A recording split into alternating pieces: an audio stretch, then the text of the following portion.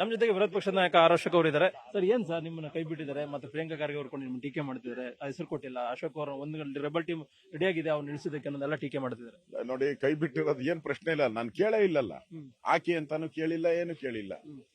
ಕೊನೆಯಲ್ಲಿ ನನ್ನ ಹೆಸರನ್ನು ಕೂಡ ಕಳಿಸಿದ್ದಾರೆ.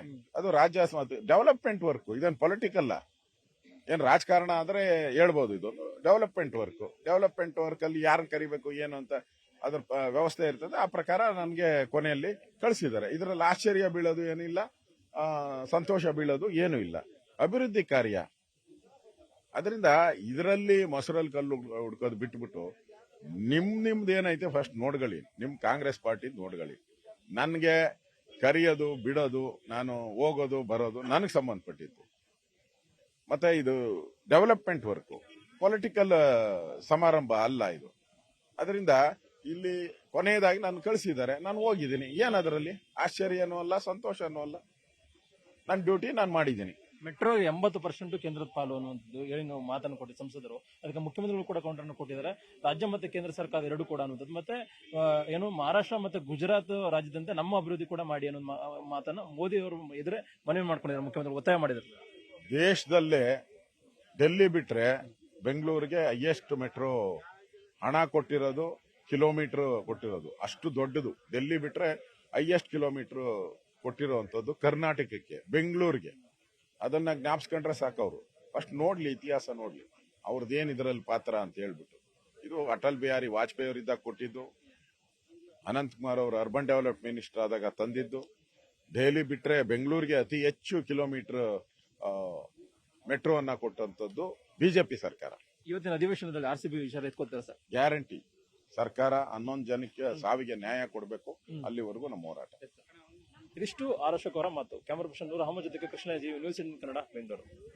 ನಮ್ಮ ಜೊತೆಗೆ ವಿರೋಧ ಪಕ್ಷದ ನಾಯಕ ಆರ್ ಅಶೋಕ್ ಅವರು ಇದ್ದಾರೆ. ಸರ್, ಏನ್ ಸರ್ ನಿಮ್ಮನ್ನ ಕೈ ಬಿಟ್ಟಿದ್ದಾರೆ, ಮತ್ತೆ ಪ್ರಿಯಾಂಕಾ ಖರ್ಗೆ ಅವರು ಕೂಡ ನಿಮ್ಮನ್ನ ಟೀಕೆ ಮಾಡ್ತಿದ್ದಾರೆ, ಹೆಸರು ಕೊಟ್ಟಿಲ್ಲ, ಅಶೋಕ್ ಅವರು ಒಂದು ರೆಬಲ್ ಟೀಮ್ ರೆಡಿ ಆಗಿದೆ ಅವ್ರು ನಿಲ್ಲಿಸೋದಕ್ಕೆ ಅನ್ನೋದೆಲ್ಲ ಟೀಕೆ ಮಾಡ್ತಿದ್ದಾರೆ.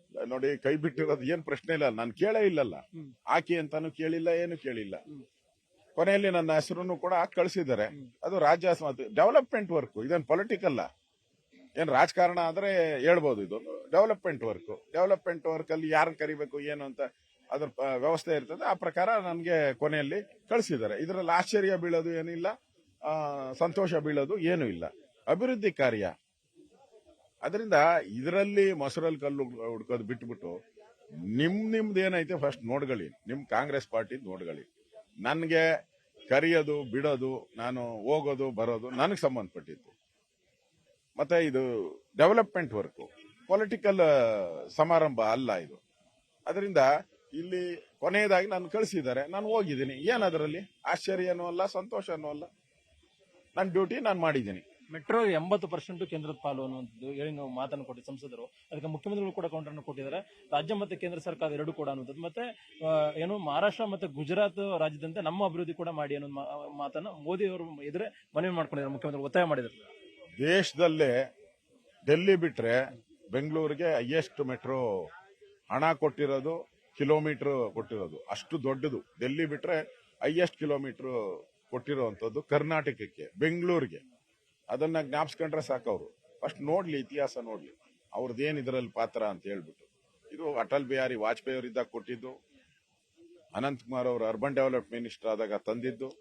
ದೆಹಲಿ ಬಿಟ್ರೆ ಬೆಂಗಳೂರಿಗೆ ಅತಿ ಹೆಚ್ಚು ಕಿಲೋಮೀಟರ್ ಮೆಟ್ರೋ ಅನ್ನ ಕೊಟ್ಟಂತದ್ದು ಬಿಜೆಪಿ ಸರ್ಕಾರ.